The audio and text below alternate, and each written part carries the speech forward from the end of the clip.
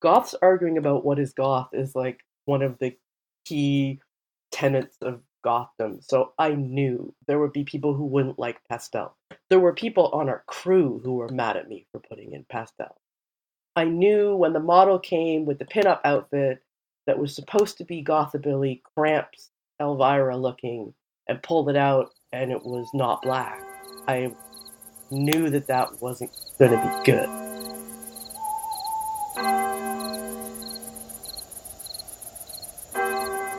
You are listening to Cemetery Confessions, the world's #1 goth talk podcast.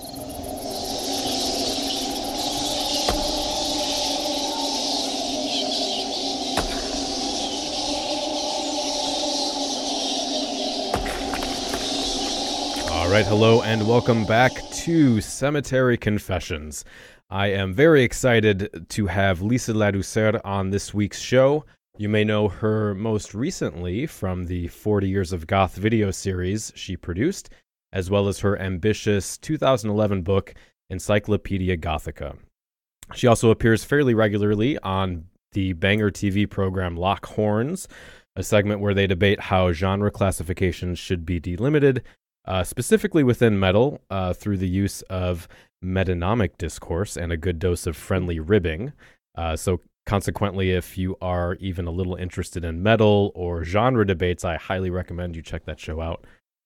Liisa has been a member of the Ontario and Toronto goth scene since the 90s, and she's also been involved in other goth tangential projects, such as the films Why Horror and Satan Lives, as well as her book How to Kill a Vampire, Fangs in Folklore, Film, and Fiction. So as always, I am the Count, and I am here with my fill-in co-host this month, Trey. Thanks for coming back, Trey. My pleasure. Thanks for having me, as always. And, of course, the lady of the hour, Liisa. Thanks for coming on the show. Nice to be here. Good evening from Toronto.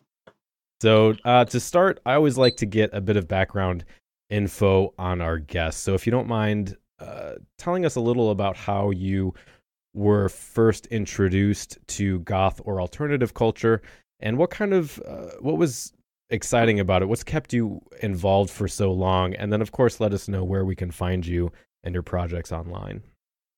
Sure. Well, I'm a small town girl who came of age in the 1980s. And so that means I discovered a lot of culture through music videos. And so pre-internet and being in a small town where we didn't have access to what, say, Toronto youth would have. But we did have Much Music, which is the Canadian version of MTV. And as I've said many times, it was probably The Cult, She Sells Sanctuary, and The Cure, Close to Me, and Love and Rockets, Ball of Confusion. In particular, those three songs and videos that made me go, oh, there's something else out there that I've never seen before. Yeah. And I started from there and worked my way through. From Love and Rockets, you can find Bauhaus, and then you can find all kinds of other things. So, right. It really started with the combination of visuals on TV and music, and whatever records I could find in the equivalent of the Walmart in my small town. And I just the way I've described it is like getting a blood transfusion. It's like this stuff came in, and all the old stuff went out, and it's like my insides had been replaced. Yeah. In a way. I was the same person, but not exactly. And then where can people, if they want to look up the projects you're involved in, what's a good website or Facebook page or YouTube, all that stuff? Sure. So I'm kind of a reluctant social media user in a lot of ways. I do have a Facebook page, which is my name, Liisa Ladouceur. I have my own website, URL, liisaladouceur.com. My favorite social media is Twitter, so that's where I like to engage with people the most, is Twitter, which is my name, Liisa Ladouceur. Fantastic. Yeah. So, the topic on everyone's mind is... And I have a YouTube channel, which you may have seen. Yes. Which, by the way, I loved your book review. That's the kind of stuff I like to watch. Oh, thanks. And Andy Harriman's a friend of mine, and she was really excited to be listed on there, and we had a nice discussion around that. So, very nice. I really appreciated that video. But the topic that that keeps coming up, especially once I mentioned I'm going to be speaking with you and asked if anyone had specific questions or grievances or anything they wanted to talk about, is the 40 years of goth business. And in general, the issue around fashion taxonomy continues to be debated online and in person. So I guess my first question is, how dare you? Let's start here though. When you obviously there's a lot of production value and thought that went into this video. When you set out to make something like this, did you have any inclination that it would become such a viral hit and get millions and millions of views? No. Okay. No, not at all. I'll start by saying I have listened to the reaction from you and the Goth Inquisition panel. It's a little bit ouchy, but I don't disagree with most of what was said and what has been said. This project was something to do for fun with my friends. It was like, I have a friend who's a makeup artist and a friend who makes dreadlocks and a friend who's a model and friends who are fashion designers, and I'm like, let's work on a project together. And I was personally really taken with these fashion time-lapse videos, 100 years of bridal dresses, or 100 years of swimsuits, and I loved watching them, but they were all so mainstream, right? They just kept coming out with like more and more versions, 100 years of Egyptian hairstyle, but there was nothing alternative out there. And I was like, well, I want to do this thing, but let's do it our version. And it was literally like, okay, what can we do in a weekend? And getting my friends together and making this thing, and then waking up to it and it having like hundreds of thousands of views. It was kind of crazy. Right. What was that feeling like? Because I assume, when BuzzFeed or whoever does those other videos, they make it to be a viral, to get shared everywhere. Well, we wanted people to see it, obviously. Right. But much more as a test to see if there was an interest in alternative fashion history videos. I never set out to have a goth fashion YouTube channel. I wanted to do punk and skateboarding and all these sort of other subcultures in the same way, and this was just kind of a test. Of course, I knew that there would be a reaction, and I wanted people to see it, and I wanted everyone who worked hard on it to be acknowledged, but I honestly had no idea that we were going to get 1 million views for this thing. I mean, it was a YouTube channel that I had just created, right? So that was the first video, wasn't it? Yeah, so it was kind of crazy. And then it was ripped off and posted on Facebook everywhere, and other platforms, video platforms, and which exploded. Which I have a huge issue with, and I actually spend a significant amount of time on copyright takedown notices. But that's a different I try to topic. report those whenever I see them. But but I just do that in general. No, I loved all the reaction videos though; those were great. And I mean,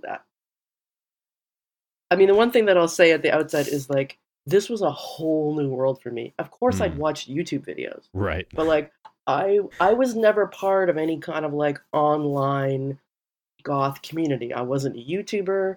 I wasn't on Instagram at the time. I was never on MySpace or on LiveJournal. I wasn't even on Alt Gothic. Like, I've never been a net goth in any way. Okay. So doing this video, people were like, "Who is this person?" Right? And also, all these reaction videos came in, and I got to discover all these really interesting goth personalities and sort of critics that I was unaware of, and that was really cool, actually. I did enjoy that, even if they didn't like the video. Well, let's I mean, that kind of feeds directly into how much praise and backlash the video engendered. Because personally, I was really, really impressed with your response now and when the video came out to the criticism that was coming out. You were engaging people reasonably. In some of the follow-up videos, you even changed your mind in a few instances and then were respectfully defending your views. And it seems like, to me, this is a less common response these days. A lot of what I'm seeing online, when people are, more well-known media personalities get criticism, is to either start throwing ad hominems or throwing a fit and trying to dismiss anyone else's feelings on the subject. So maybe what's your kind of take on all of that? How did you personally navigate the criticism of your work, and do you feel like there is still meaningful discourse happening in goth culture right now? Well, that's a great question, a big question, and we could probably talk for an hour just on that. So I'll try and be brief. But there's two things that I would say. One, I've always lived my life not giving a fuck what anyone thinks about what I do. I don't have to prove anything to anybody. I do my thing. I put it out. Whatever, man. Yeah. So, which doesn't mean I don't get hurt, Right. Or upset. Right. But at the end of the day, I'm a grown up, and I'm not going to have an argument on YouTube with a teenager. Like, Right, I'm right. I'm the grown up here. So, Right. and in my execution, persecution roasting on your podcast, when there was a response to my response where I was saying, like, I was mad that people were so invested in their responses, when I was just trying to say that sometimes younger people are like so emotionally invested in this, but don't necessarily have the background. So, when people had what I thought were valid criticisms because they were literally there, Right. or they're a member of a scene which I'm not, like the Right. Lolitas, of course I would listen to that and accept that. I was mostly angry at people who I felt were just very, very different points of view than my own. But of course, like, obviously, goths arguing about what is goth is like one of the key tenets of gothdom. So I knew. Yeah. Like, I knew that there would be people who wouldn't like pastel. There were people on our crew who were mad at me for putting pastel.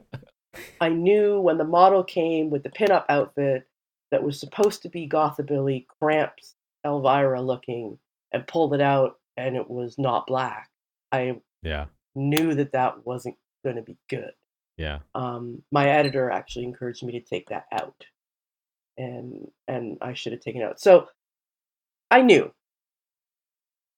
but there were days that were hard. Like, there were a couple days where it was like an onslaught of very angry people, including yourself and probably a lot of your friends.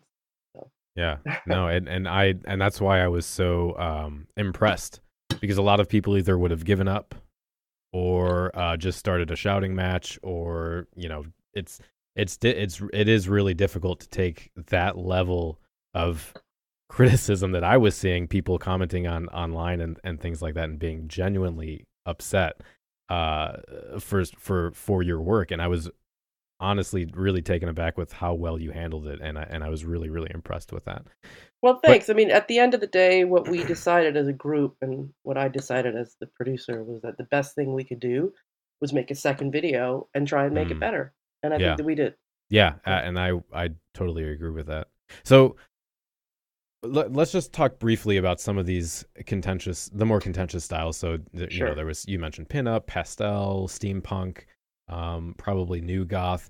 I think one of the main issues that I was hearing from people is they were saying, because the video was so popular, it was giving the normies, to use a phrase, as kind of a skewed perception of what goth is. Let's see, how do I phrase this? I think probably my biggest personal complaint was the inclusion of emo. So I don't know if you can speak a bit to emo specifically and why, because I think some people assumed, as it was titled 40 Years of Goth, that this was about the style evolution of goth culture. And I think you've said in other videos that it was more about what you were seeing in clubs and what kind of had an impact on goth fashion. So what was kind of the reasoning behind including those styles? So I think the easiest way to explain it would be that I take a very macro view of my interest in the goth subculture. Uh, Um, over the years, my work in journalism has been for very mainstream media. I used to work for the Toronto Sun, which is mm. basically like a tabloid daily newspaper. I once worked for Us Weekly for a while. Oh wow. I worked for CBC Radio, which is the national broadcaster. Yeah, I did a zine and I had, a campus radio show and stuff when I was younger, but I'm interested in figuring out why subculture is interesting and important and trying to explain that to people outside of the subculture. I Okay. don't need to teach people in the subculture what they're about. They already know. So, this was always supposed to be um, like a bird's eye view of how it changed over 40 years. And, if you're only interested in sort of a trad goth fashion style or like the OG death rocker or whatever, that's great for you. You do you. But you're factually wrong in saying that steampunkers didn't invade like Leipzig Fest at a certain point in Right. time. They did. Right. So, you might not like it, doesn't mean it didn't happen. Right. And so I would defend a lot of those looks as being not pure goth, but you can't tell me that they weren't part of the evolution of goth fashion. I think that they were. Mm. And yeah. So I guess there's two different schools of thought there. One being the so like with steampunk, there was a period of time when you were seeing a lot of steampunks at goth events, and then they kind of broke off and did their own thing. Kind of the same with cybergoth and other, I guess, music genres and fashion types of fashion. So there's the school of thought that is, they were there with us at the clubs, so they should be included. And then the other school would be, sure, they were there, but they weren't goth in the first place. They were just kind of sharing these spaces with us. So I guess for me, like, because I have a little background in emo, which is why this was my biggest issue. Because I spent I was paying attention during the time when emo got pretty big, and watched it kind of come out of the hardcore scene and become its own music subculture. I went through my own phase, regrettably, for, I don't know, 8 months, where I was full on into the emo, hanging out with all those kids, Okay. and then back into goth. And I remember specifically during that time, there were tons of goths making blogs and YouTube videos and forum posts and so on, like decrying the conflation of emo with goth, because the main concern at the time, as I remember, was outsiders labeling goths as self-harming and depressed. Yeah. And then I guess from my personal hanging out with people experience, when I was going to hang out with emos at like midnight in the town square, wherever we were doing stupid things, or going to goth hangouts, there wasn't too much of a crossover. And, maybe that's just my local area. But I didn't see those emo and goth really coming together in club settings or hangout settings or that kind of thing. I you know more about this than I do then, and I wouldn't argue with that life experience or perspective. I'm not an expert on emo. Same sort of with steampunk. It's like at a certain point, like I saw goth clothing stores, like they started selling different clothes. Like Lip Service started making steampunk, and it's like Hot Topic all of a sudden was like, it was like all mod goth and emo. So that's where I was coming from with the video. It was like there was a shift in the fashion trend. That what was interesting to me. For sure, I think what you're saying about the self-harm was a huge factor why people hated emo from the beginning. Also, the music roots were completely separate. Yeah. And if you maintain that in order to be a goth, you must listen to goth music, you're going to have a problem with emo being included. I've long suspected there's an element of homophobia here. I saw emo as very much a queer young male phenomenon, and a reaction against that from people that were uncomfortable with that, as well as just ageism. Yeah, I think that's a fair criticism. I never really, honestly, never thought about it in that way. but I think that's fair. Yeah, I at a mean, passing glance at that, I think that's yeah, I think that's a fair criticism. I've been working on something for a while that I haven't put out yet, which is because I never did address the why I put emo in the video. Hmm. Um, the number one complaint that people had of my first video was this look is wrong, this look is wrong, this look is wrong. Right. The number one complaint about my male video is this guy looks like a fag. Wow. Like, which I have a filter on, so Wow. those comments actually don't appear because I find it offensive. Um, but like, overwhelmingly, that's like the worst thing people say about that video. It has not gone unnoticed by me. So So, here's going on that then. Um, how do you see the differences between, this is kind of a recurring theme on the show, but the differences between online discourse and discourse you'll get in a goth club? Because a lot of the issues that I'll see, like for your example, for instance, where people are talking about the elitism or the ignorance that goes on in YouTube comments or Facebook communities, I tend to find is a result of people commenting that are not actually involved in these cultures or involved in a local scene. correct. And because of the semi anonymity of the internet, they make these kind of comments, and then what I tend to see people do is they extrapolate the internet scenes into, well, this is an issue with goth, or this is an issue with something else. Do you kind of make that distinction, or is it more complex than that, or? Yeah, I see a huge difference between someone leaving a comment on my video that says, listen, I hung out at the Batcave and it wasn't like that. Right. Or this never happened in my city. Mm-hmm. We didn't have any cyber at the Goth Club. Those are comments that I can respect because it's people who are trying to contribute their own experience. Right. Someone who just comes on and writes, this shit is gay. Yeah. And then you go to their page and mostly what they've liked is like, this is how I make my Nerf gun into an automatic weapon Nerf gun. Oh God. Yeah. And these are the MRA vloggers that I follow. It's like, why are you here?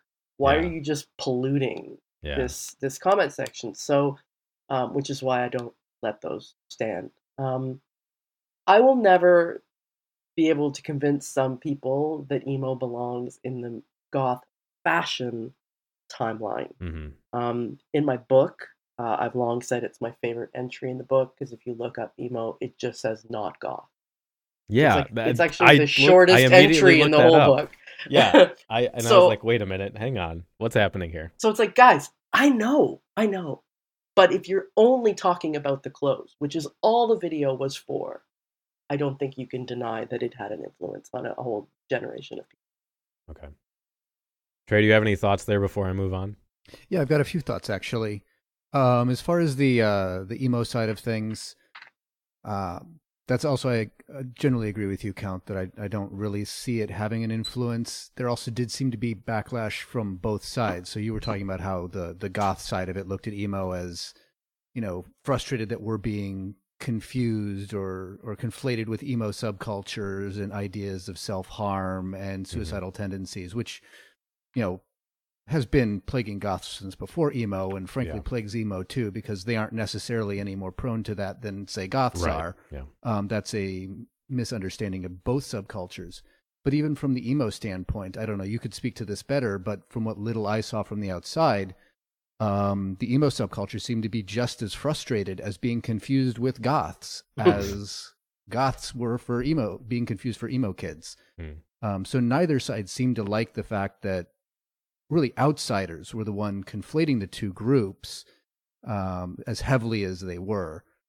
And there is definitely a big disconnect between the two.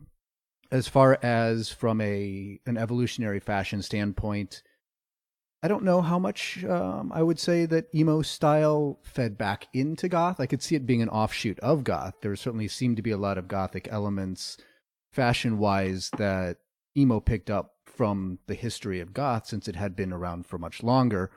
But but I didn't see a lot of that feeding back where emo was necessarily influencing goth as it moved forward. So I have a question for both of you, actually.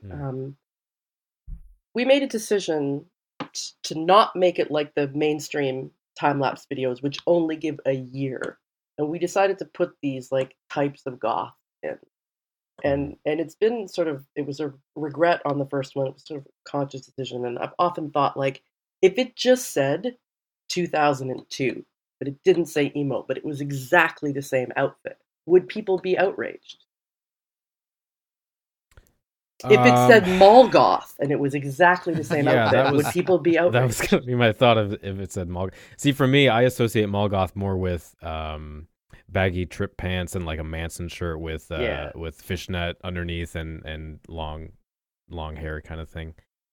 For me, like as a former emo, that look was very identifiable as emo. I had the cut off finger gloves and like the Tim Burton sweater and the side bangs and the tight girl pants and I was that, you know, I was very much into that kind of thing. I think with some tweaks, and I think a mall goth inclusion actually would have probably been really cool and really funny.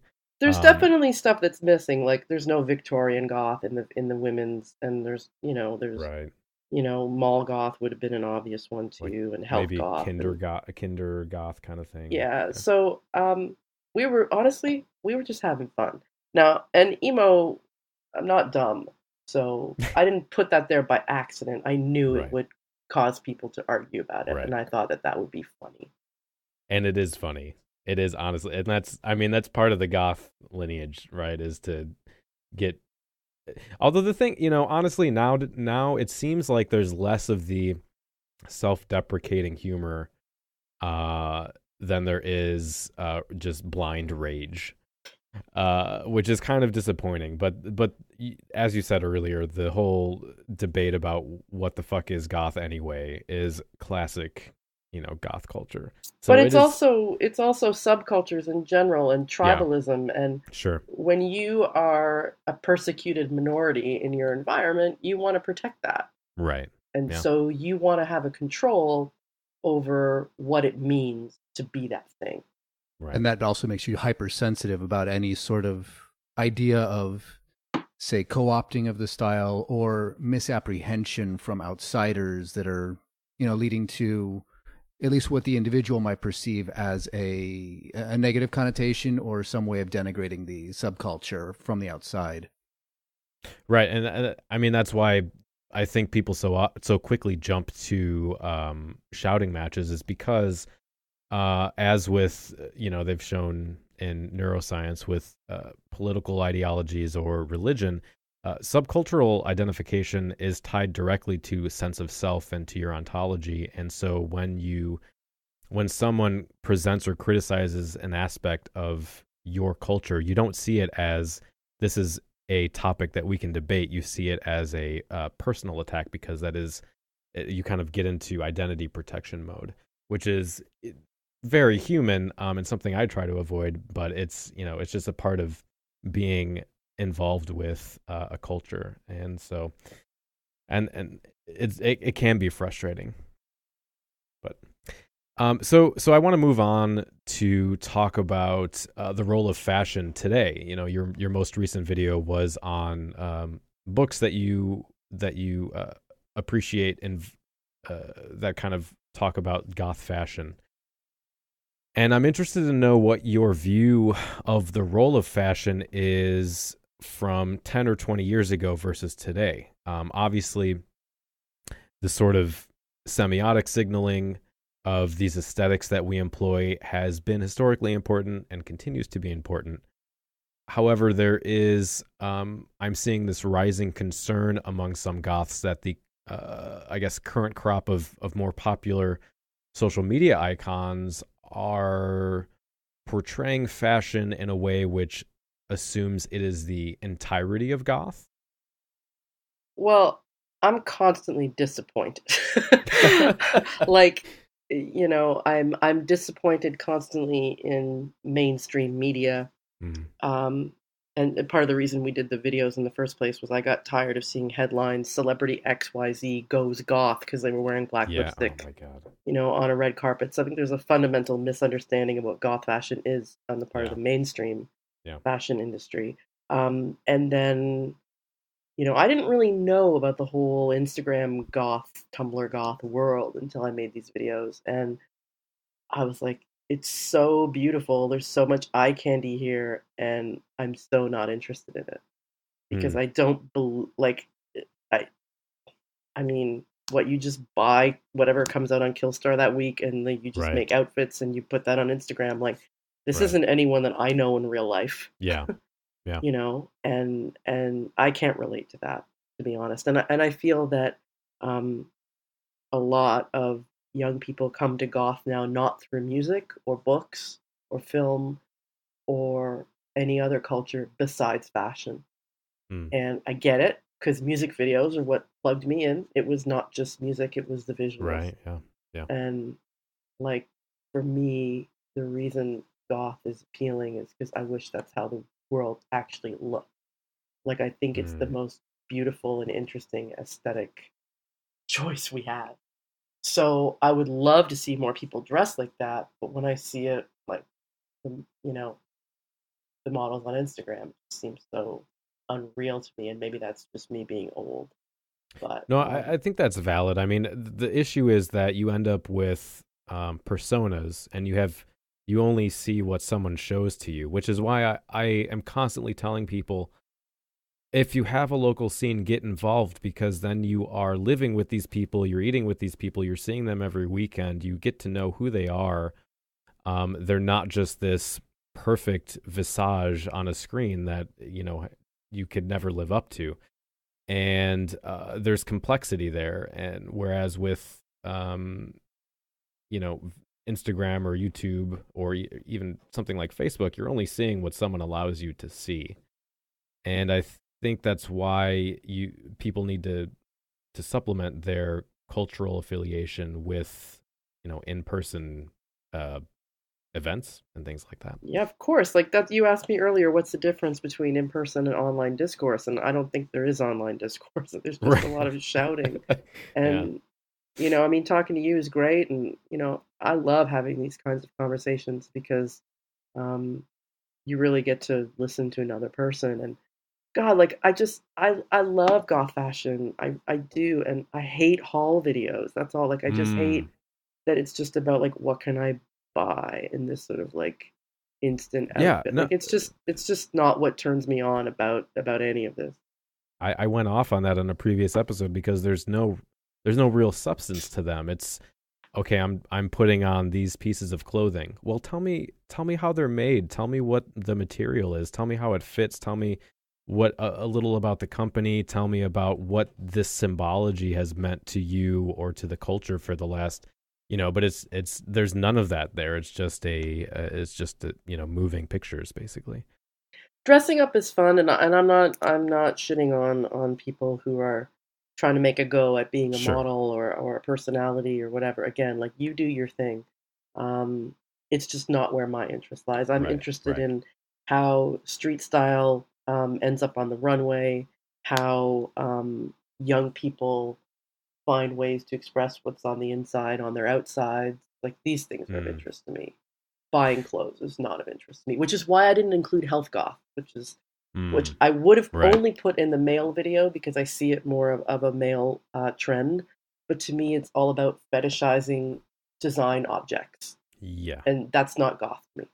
Yeah. And I mean, at least the health goth guy in New York very specifically said he started it to sell products. So that's very much anti goth ideology, in my opinion. But so Look at that, we agreed on something. What's happening here? Is Mercury in retrograde? I don't know how that works. I don't know. Come on, something's you aligning. you guys were really mean in your podcast. So I'll tell you this, at least the Gothquisition episodes, if I don't know if you've listened to the other ones, we very specifically tried to be our worst selves. It's all about just being a complete elitist asshole for the fun of it. which is why I was like lamenting that you were listening to it, because I wasn't actually that down on it, but I really hype everybody up beforehand to say like, just be a complete piece of shit, just to be funny. And so I'm sorry if that, if it was awful. If I was offended, I wouldn't be here. It's good TV. Okay, cool. All right. Count, do you remember which episode it was that we actually did the initial review of the 40 Years of Goth Style? Because that was when I was on, and I don't recall which one it was. I'd have to look it up. I don't know. Because I know we did have a fairly spirited debate on that one, and I was defending things like the pinup and the pastel and steampunk. Yes. As well, I thought they were done incorrectly, as it sounds like Liisa agrees, at least with the pinup one. They are valid style points, and they are historical elements in there, and I think we had a much more reasoned take on the video during that episode than obviously the Gothquisition episode, as you said, is always. Which is why I try to. I get a lot of emails, and I try to tell people this is not really what I think. Let me actually tell you what I think, because I'm just being an asshole on that episode. I mean, there's so many little things that I would change if we did it again, and the reasons behind the scenes why things happen don't really matter. What matters is what people see on the screen and take away. But it's like, people say, oh, it looks like a costume. It's like, well, I went out of my way to find something that I knew was vintage to that period.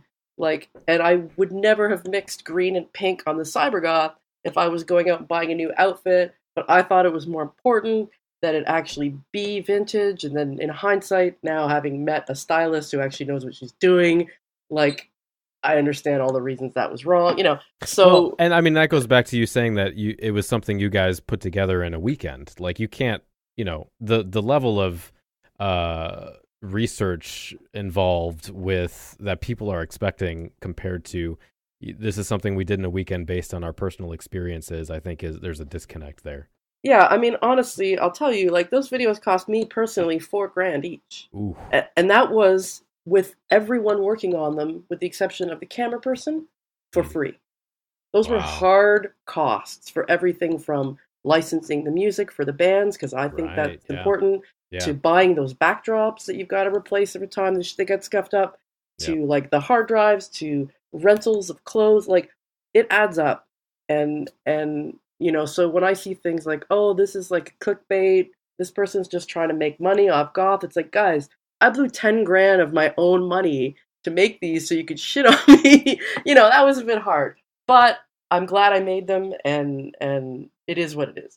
And that's unfortunate. I mean, that seems to be a common go-to dismissal that, oh, this person's just trying to make money off of Goth. But in your case, I think obviously if anyone did any research, you certainly have the credentials to demonstrate that this was not a money grab, that you are genuinely passionate about this kind of thing.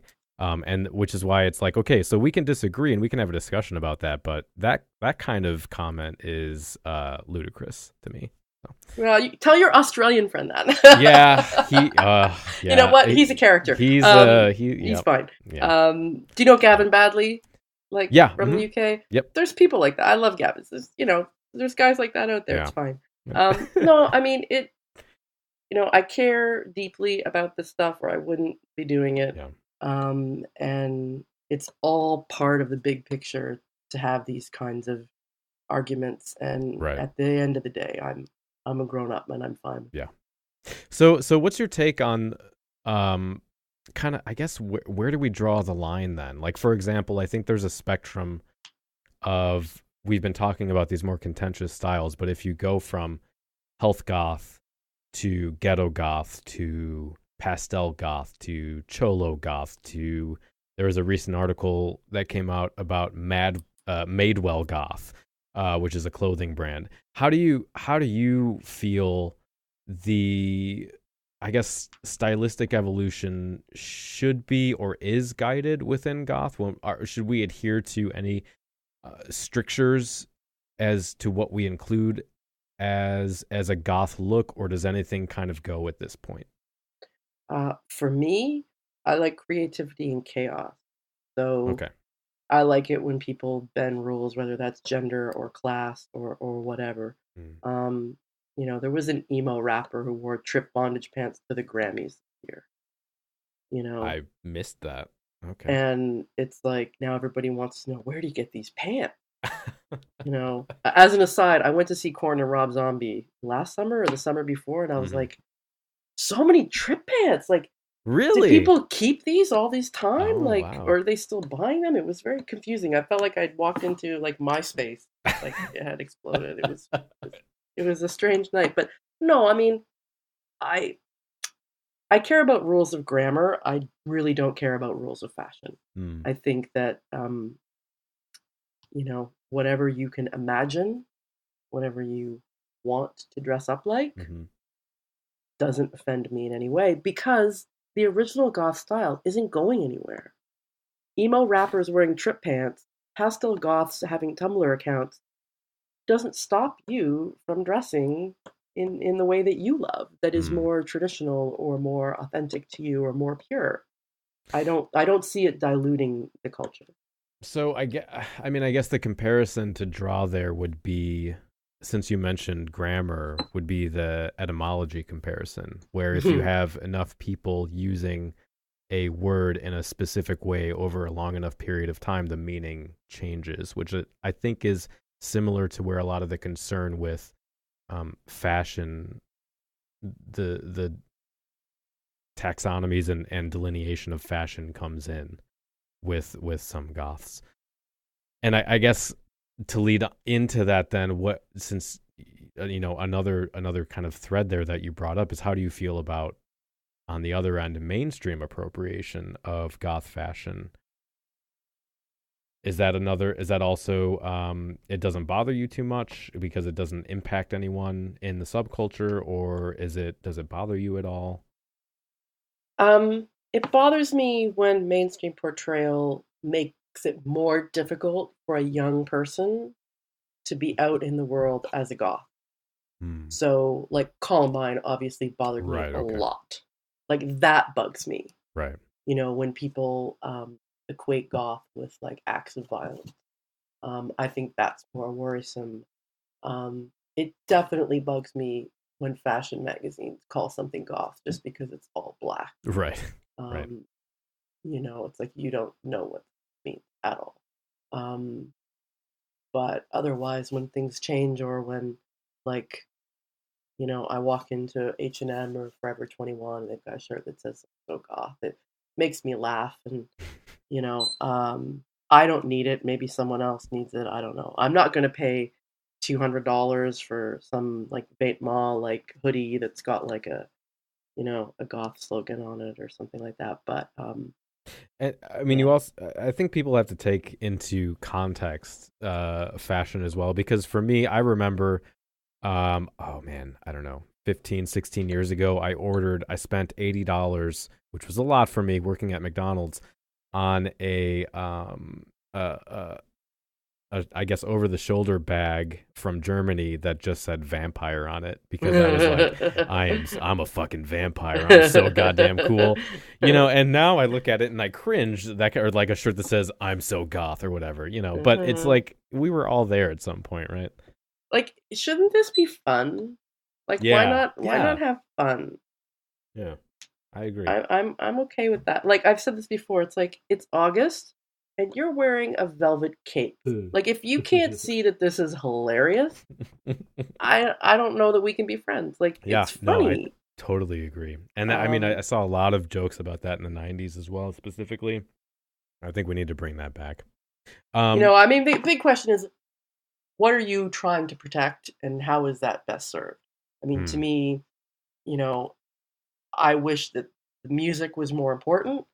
Well, it's not anyone's fault who's 14 that there haven't been any good goth bands for 10 years, right? Like, I mean, and by good, I mean, like, majorly impactful, for them to get excited about and follow on a large scale. We might have to fist fight after the show about that. No, I mean, but I love a lot of new music, but I go and see Savages and I don't see goth people there, you know, and I don't know why that is. So I don't blame someone who's 14 who gets into goth because of a girl's Instagram account instead of music, if there's no band for them to get excited about and get into. I mean, does that frustrate you? Do you think that the style iterations of the past mirroring music movements in previous decades, do you think that is important for a substantive culture, or have those two spheres become so disentangled that it's not a big deal anymore, and people can just kind of find what they're into without having to have this whole sphere of elements? You ask really good questions.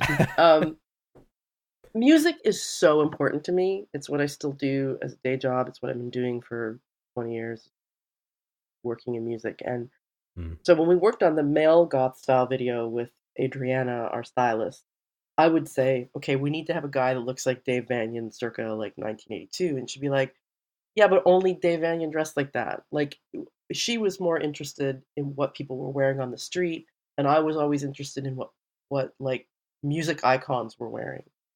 And so we had a bit of a push-pull. So it saddens me that music icons aren't the sort of style icon for goth anymore, that it comes from somewhere else. Yeah, I mean, I don't know what to say about change other than it just, things change, and that's okay with me. Sure. Yeah. Trey, do you have any follow-up thoughts before we move into the last bit here? I mean, I've had a lot of follow-up thoughts in the process here that I've just kind of moved on from as the conversation proceeded. But as far as some of the points you made initially, one of the big points you both made right towards the beginning of this latter section, when it talked about fashion's import to the scene and how it may have changed. I think both of you made a very good point that when you look at the import that the fashion side of things gets when you look at social media, be it the Tumblr goths or Instagram goths, YouTube haul videos, etc. But then you go back into your regular life where you're going out to clubs and you're hanging out with friends also in the scene, and you just don't see the same thing at all. And I think that is indicative that the idea that goth is being now more defined by fashion is really one of a biased filter of where you're looking. So I think that's true in the visual medium that is Tumblr, in the visual and commercial medium that is YouTube, and visual of Instagram. But I think at its core, when it comes to people living the real life, going out, supporting their local scene, going to club events, supporting bands, supporting their favorite even fashion designers, it is a lot less about, having that perfect outfit, about having that perfect brand name. You can't ever remove that entirely from it. That's always been part of it, even from its inception, is appearance along with style. But I don't think it's any more or less important than it has been. We just now have this giant flashing neon sign that is the internet saying, hey, look at me, look at me, look at me.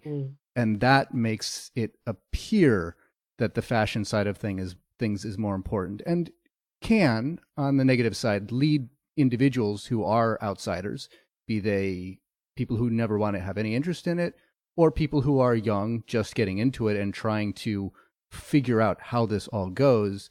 Yes, that impression can give them the wrong idea about what is important and can lead them to thinking it is just all about being perfect in every way, flawless makeup and the right brands and right style, and can lead people to think things like they have to be, they have to pick a type of goth. And that sort of negative thing. And I also don't think that whole type of goth thing is all that new. I did see a bunch of stuff. Yeah. People were talking about how, it's so new that everyone's saying, you have to be a steampunk, or you have to be an emo, or you have to be pastel or trad or whatever goth or not goth fashion style there is. But that was a thing when I was growing up in the 90s too. There were constantly on alt gothic the various, what kind of goth are you? The little personality tests. And most people viewed it as a sort of source of fun. And, a lot of people went out to clubs and like, I'm going to go out to the club this week and be a cyber goth. And next week, I'm going to be a romantic goth. And the week after that, I'm going to be a perky goth. And people would just sort of go from style to style and not really say, this style is who I am, but more as this style is what I want to portray this week. And I just want to have fun. I am my own goth, but I just want to have fun with different looks. And this proliferation of styles is more a creation of a vocabulary within the fashion rather than a way to box people into, Right. oh, you must be this way. It's just an expansion of the vocabulary, which is a lot of why I don't generally have an issue with things like steampunk or pastel goth or to some degree cholo goth from a fashion standpoint. A lot of those, they have some interesting elements. They're incorporating other cultures. They're incorporating outside influences in ways that I find interesting, and I find are ways to expand my own fashion vocabulary and stuff that I can play with and add to my style and just allow me to mix it up a little bit more. And so I like it in that sense. I agree with Liisa on the side where when you're talking about conflation of some of these fashions with negative stereotypes, be it the long black trench coats from the Columbine era, be it the sort of violent aspects inherent under the Cholo Goth label of the gangland violence and bringing that into the scene. I do have problems in those instances where it is, from my perspective at least, changing something fundamental to the subculture, bringing something in that's antithetical to the subculture, and conflating it and making it harder to go out and just be yourself, because people then look at you through the lens of, oh, this person is violent or dangerous, or not even necessarily to society, but a danger to themselves with some of the cutting fears and that emo conflation you mentioned. So those are my only real concerns when it comes to fashion. But I don't think that fashion is necessarily any greater a thing nowadays than it always has been. I think the music is still very important, but it's somewhat harder to get into sometimes because a lot of people go through the internet as their major source, and it has become such a big thing to do the fashion aesthetic on the internet because that's what plays better on the internet. Sure. Yeah, I mean, just quickly, something that you guys hadn't asked me about, but that I did get a lot of feedback on the male goth style video was at the end of the video, the last look, the model is wearing a collar with a leash, and I sort of like pull him off, and that was like just kind of a cheeky cameo on my behalf. I loved that, by the way. I thought I that saw. was great. Oh, thanks. It's It was a great just gender supposed to power be switch too. It's supposed to be fun. Yeah. And I did see a lot of comments from people who were upset because they don't like it when goth is conflated with S&M, because they're like, we're not all kinky freaks, and that has like a negative, we're trying to fight against people who've seen the goth episode of Law and Order, Vampire Bar, whatever it was, thinking that we're all like sexual deviants. And it's like, well, some of us are, and we're fine with that. Yeah. So, yeah, I totally understand why people want to maintain a positive image for this subculture for their own self-preservation, so that they're not seen as being, a danger to their neighbors and society. Yeah. I get that. It's just occurred to me, though, we were talking about like trying things on. It would make me sad to hear someone say, I really love goth, and I love these bands, and I love this clothes, and I love these movies, and I love my local club, but I kind of also love pink, and I'd love to wear this wig, and being told like, no, you can't.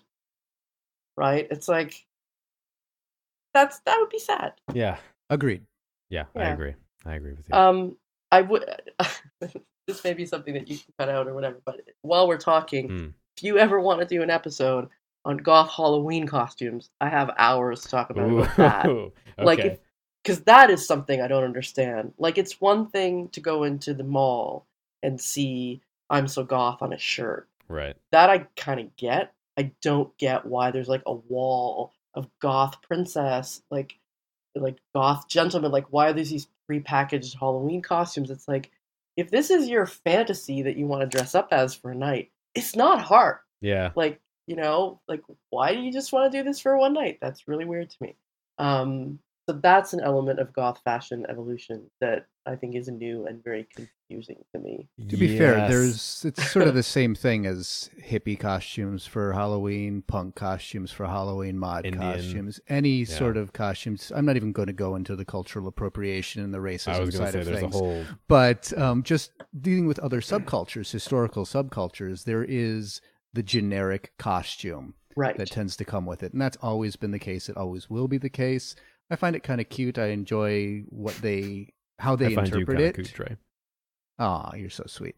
But You know what? That's fair. It is the version of the ridiculous like hippie or Rasta costume Right. or whatever. Right. Yeah, I mean, So let's end on this then. I've been reading, and this feeds into the fashion as well, but I've been reading, a friend of mine sent me their master's thesis on aging identities in goth culture, and how people have grown up goths and now are entering and leaving their 40s and having careers and having lives and that kind of thing. And I'd be interested to hear your take on, I guess, aging goths and being able to maintain a distinctive and spectacular goth identity.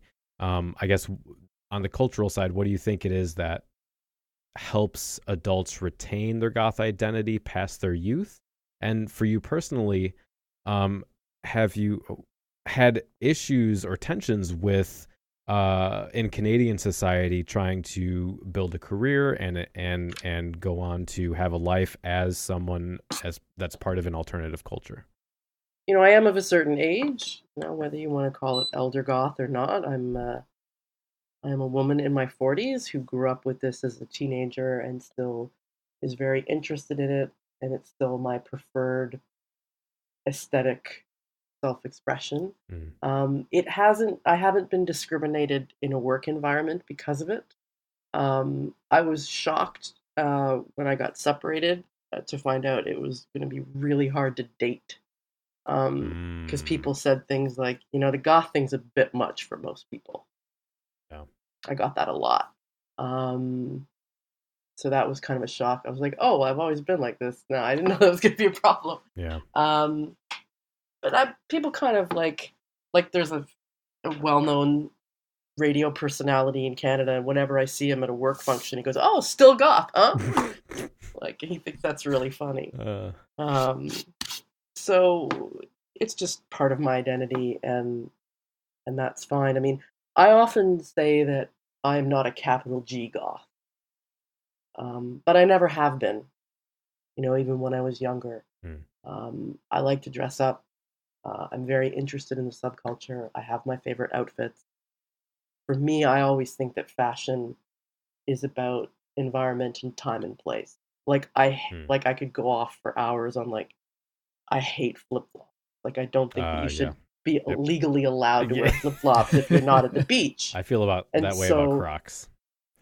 Yeah, exactly. Yeah. So like I remember being in Egypt at like a temple and seeing these two goths coming across, like it was the Dominion video, coming across in like full New Rock boots and corsets, and I thought, I really hope that you're doing a photo shoot here, because if you're not, that's just dumb.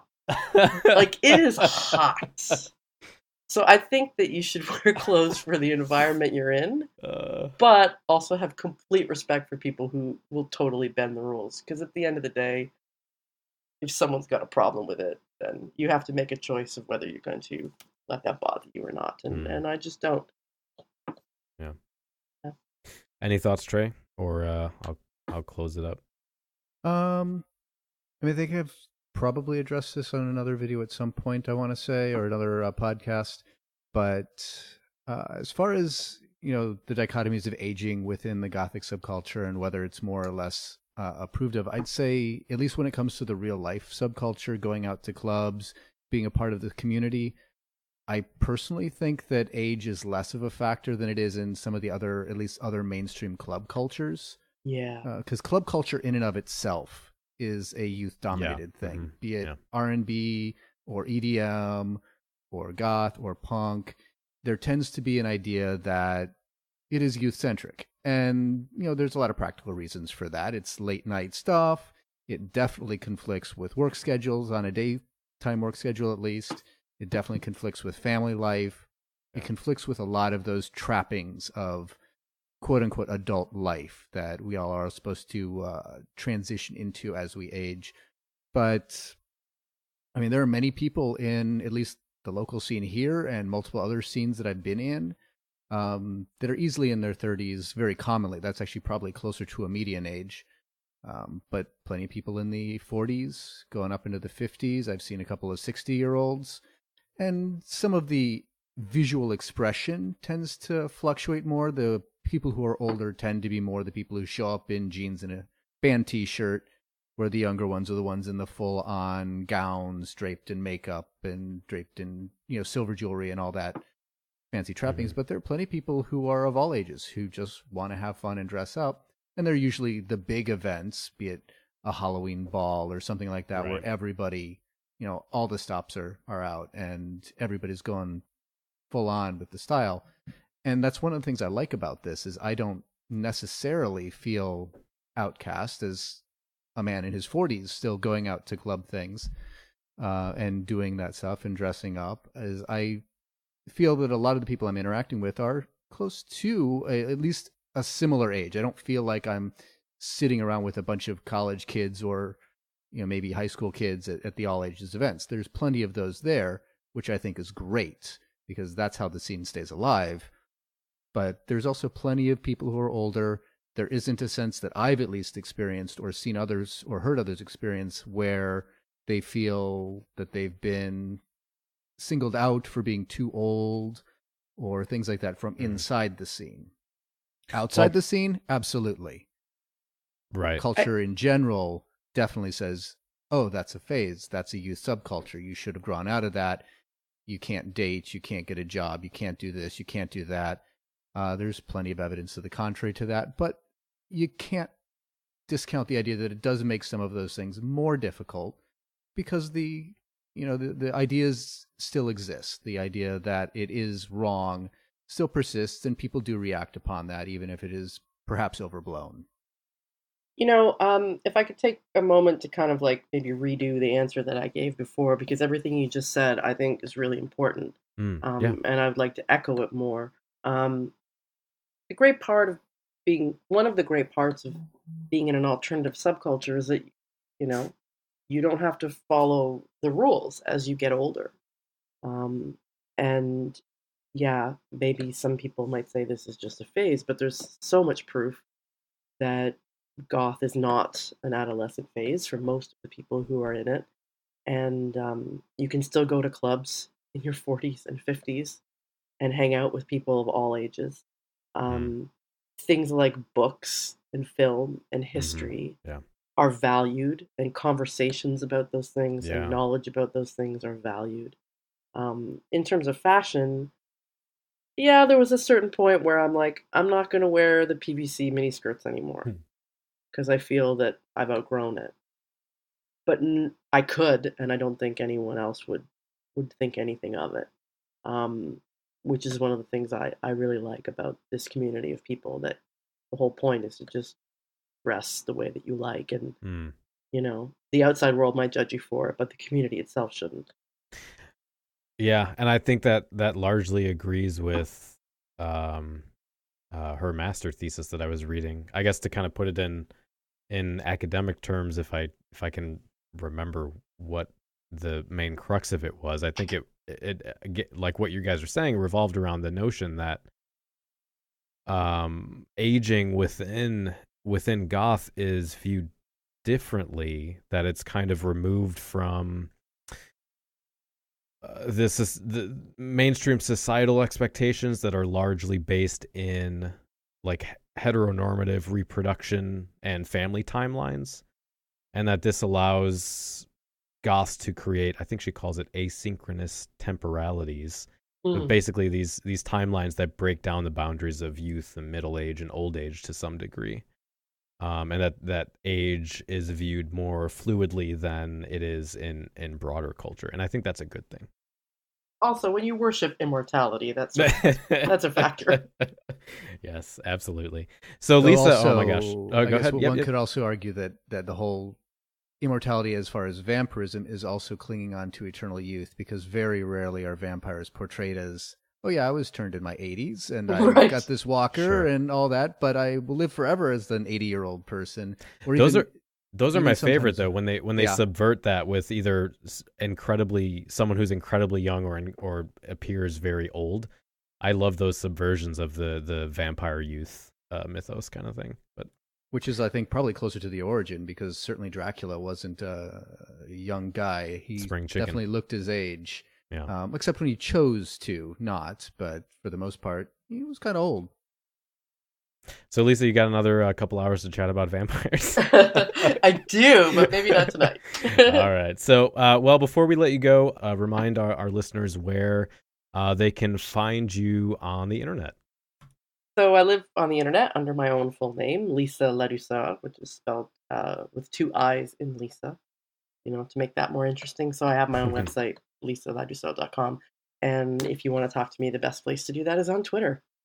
Perfect. And I'll have links to, everything of yours in the show notes. So if you are listening, go ahead and just swipe right or left, and you'll get a list of links there for you. So, Liisa, thanks for coming on and letting me pick your brain for an hour or so. I really appreciate it. It's been fun. Thank you for the deep probe. As much as we denigrated the goth versus gothic debate on the previous episode, next month we will be back with blogger Caroline Carnivorous, and we're going to be talking about just that, the goth versus gothic debate, more specifically in regards to fashion and runway usage of gothic themes and how that relates to cultural appreciation. But we're going to be covering that. Of course, we'll have an album review. We'll have some other news, feedback, and a bunch of other good stuff. So be sure to come back and hang out with Caroline Carnivorous and I next month. I wanted to give a quick shout out and thank you to everyone who has who's supporting us on Patreon. We've had a really good time in Discord, hanging out, talking about our lives, giving DIY tips, talking about video games and movies, and hanging out. It's really been a treat. It's really been a great community to be a part of. It's hard to find a online community these days that is open, that will support any degree of meaningful discourse and allow a space for people to get to kind of know each other and get to know each other's lives and make friends. Just sort of as the way culture works, there has to be some degree of exclusivity for that kind of interaction to be meaningful. If you open it up too far, you're going to get kind of trolls. You're going to get people who aren't invested in the group itself, stirring up trouble, causing all kinds of issues. So I think we're pretty lucky that our little group of Discord members has been creating a meaningful space, especially for those of us who don't have a local scene. That said, as of today, this recording, we reached our Patreon goal. One of the Patreon goals, we have just hit it. So what that means is the first week of May, when the Patreon pledges go through, anyone who is a Patreon member at that point from $1 up to whatever height you've pledged at will be put into a raffle. And the winner of the raffle will be receiving a exclusive Cemetery Confessions care package. There's going to be exclusive shirts, other merchandise. I'm going to be writing a letter and shipping some gothy goodies I have laying around my house. Not laying around, but zines, figurines. There's all the possibilities are endless, and this is going to be a bi-monthly thing. So if you don't win this time, you will get another chance at it. In addition to that, during our hiatus at the end of the year, rather than recording an episode, we are going to be hosting a Patreon-only Google Hangout, which means all of our Patreon members will get to jump on a camera and chat with us face-to-face and with each other. And I think that is going to be a lot of fun, all because we hit the next Patreon goal. So thank you guys so much for that. I can't wait to put together this care package. If you want a shot at this, you can sign up on Patreon for $1 a month and up, of course. You'll get access to the Discord channel. You'll be entered into the raffle. You'll get the access to early episode releases and all kinds of other stuff. If you get up to the $5 level, you get the bonus podcast every month, the live stream version, and so on and so forth. So if you want to get in on that, head over to patreon.com/Cemetery Confessions and take a look at what other rewards you can get for supporting us. That said, thank you so much for hanging out this month. Please come back next month and hang out with us again. It has been a pleasure to spend some time with you. Thank you for telling a friend as well if you've done that. That is also a really, really important way you can support the show. If you want to recommend an episode that speaks to you or you think a friend would be interested in, that's the best way for the podcast to grow. Friend-to-friend communication. So thanks again for hanging out. Until next time, stay dark. The preceding program is a member of The Belfry, a network of blogs, podcasts, and videos for the darkly inclined. Go to thebelfry.rip for more information.